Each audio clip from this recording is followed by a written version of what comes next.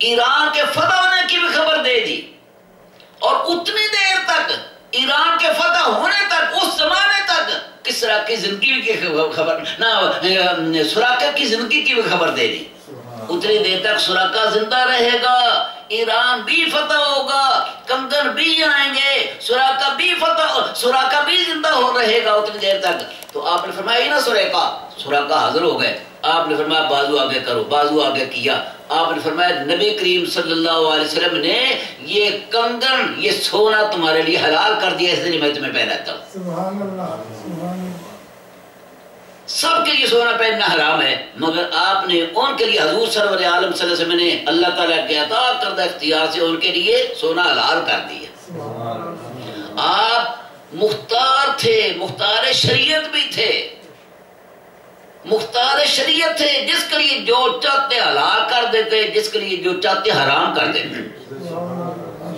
حضرت ابو بکر صدیق رضی اللہ تعالیٰ عنہ کو ارشاد فرمایا، اے ابو بکر، سب کے لیے جنابت کی حالت میں مسجد میں آنا جانا حرام ہے، ناجائز ہے، نہیں آ سکتا، مگر تمہارے لیے میں جائز قرار دیتا ہوں، تو تم جنابت کی حالت میں بھی مسجد کے اندر آ سکتے ہیں۔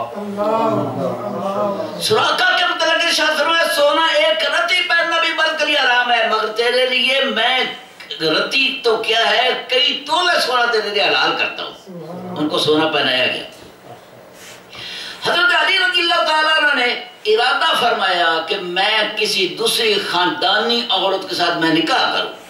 نبی کریم صلی اللہ علیہ وسلم کو پتہ چلا، آپ نے فرمایا ٹھیک ہے، اللہ تعالیٰ نے مرد کو اگر وہ صاحب استطاعت ہو، صاحب طاقت ہو، تو 4 عورتوں تک نکاح کر سکتا ہے، اس کے بعد دوسری کے بعد تیسری کے بعد چوتھی 4 کر سکتا ہے، لیکن تیرے لیے میرا آرڈر یہ ہے، جب تک میری بیٹی فاطمہ تمہارے نکاح میں ہے، تم دوسری عورت کے ساتھ نکاح نہیں کر سکتے۔ معلوم یہ ہوا صاحب اختیار نبی تھے، ہمارے پیارے نبی صاحب اختیار نبی تھے، شریعت کے مالک تھے۔ ایک آدمی روزہ قضا ہو جاتا ہے، روزہ ٹوٹ جاتا ہے، روزہ توڑ دیتا ہے، مثال کے طور پر قضا نہیں، ٹوٹ گیا روزہ توڑ دیا، روزہ توڑنے کے بعد روزے کا کفارہ لازم ہو جاتا ہے، یعنی کیا مطلب 60 روزے رکھو۔ 60 روزے نہیں رکھ سکتے ہو تو پھر یہ کرو کہ 60 مسکینوں کو کھانا کھلاؤ۔ یہ 2 ہی طریقے ہیں۔ وہ آدمی بارگاہ مصطفیٰ میں حاضر ہوا، عرض کی یا رسول اللہ صلی اللہ علیہ وسلم، میں نے روزہ توڑ دیا ہے، اس کا کفارہ۔ آپ نے ارشاد فرمایا 60 روزے رکھو۔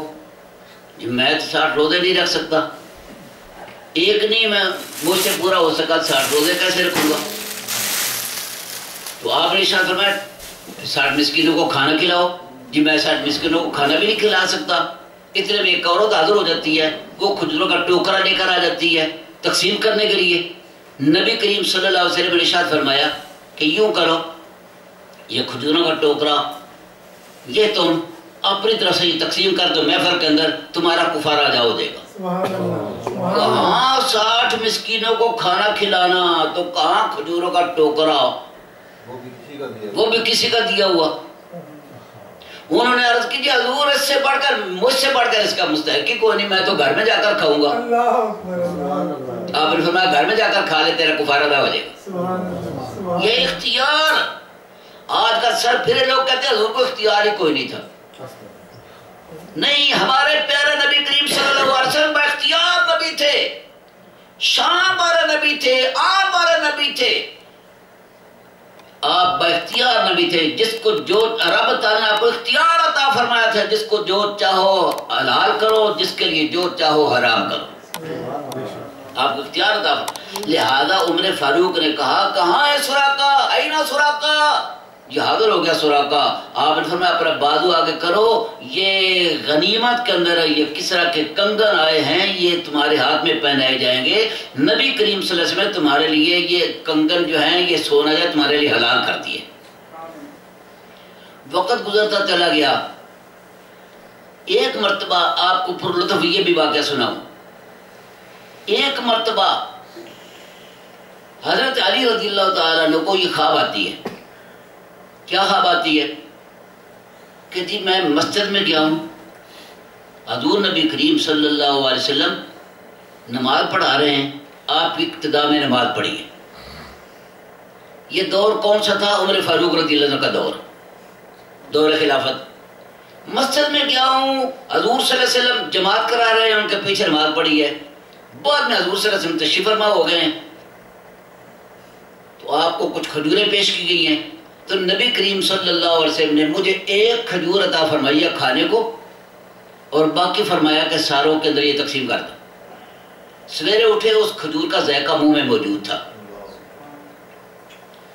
تو صبح کی نماز میں مسجد میں چلے گئے، بیان ہی وہی منظر، عمر فاروق رضی اللہ تعالیٰ مصلی پر کھڑے ہوئے تو ان کے پیچھے نماز پڑھی۔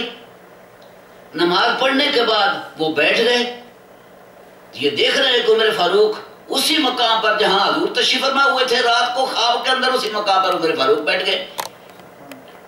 اسی طرح وہی منظر دیکھا کہ ایک عورت کھجوریں کچھ لے کر آئی ہے، وہ آپ کو پیش کی گئی، تو عمر فاروق رضی اللہ تعالیٰ انہوں نے ایک کھجور نکال کے حضرت علی رضی اللہ عنہ کو دی، تو انہوں نے کہا ایک ہی دینی ہے اور بھی دو نا۔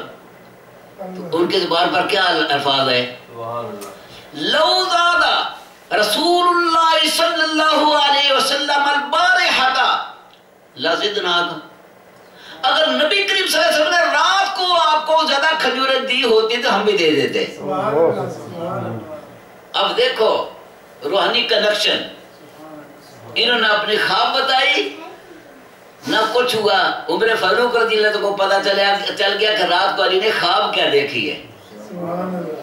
انہوں نے کہا کہ ان کو پتا چل گیا کہ انہوں نے رات کو یہ خواب آئی ہے اور خواب کے اندر حضور نے ایک ہی کھجور علی کو دی ہے، تو انہوں نے فرمایا کہ اگر نبی کریم صلی اللہ علیہ وسلم نے رات کو تمہیں زیادہ کھجوریں دی ہوتی تو ہم بھی زیادہ دے دیتے۔ یہ ہے روحانی کنیکشن، یہ ہے روحانی توجہ۔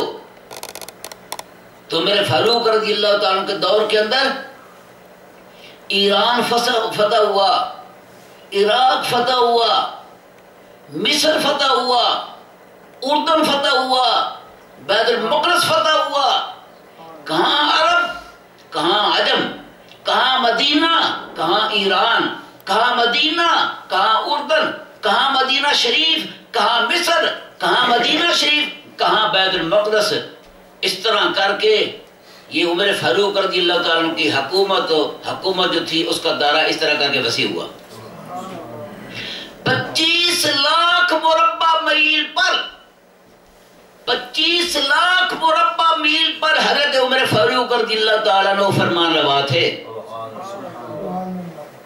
لیکن سادگی کا یہ عالم تھا کہ جس وقت بیت المقدس فتح ہوا تو میرے فاروق رضی اللہ تعالیٰ عنہ وہاں پر گئے تو لوگ خیال کرنے لگے وہ کون سا بڑا شہنشاہ ہے کہ جس کی حکومت کا دائرہ کار اتنا بڑا وسیع ہوتا چلا جا رہا ہے، جس طرف ان کے فوجی چلتے ہیں تو فاتح و کامرانی ان کے قدم چومتی ہے، وہ کون سا بڑا شہنشاہ ہے، اس کی زیارت تو کرے، اس کو دیکھو تو صحیح۔ دل کے اندر تمنا اور تڑپ پیدا ہوئی، مگر جب عمر فاروق رضی اللہ تعالیٰ عنہ اس علاقہ میں اندر داخل ہوئے اور زائرین زیارت کرنے والے سب بسب موجود تھے تو کیا دیکھا کہ عمر فاروق رضی اللہ تعالیٰ عنہ نے اپنی سواری کے اندر اوپر غلام سوار کیا ہوا تھا اور خود پیدل چل رہے تھے۔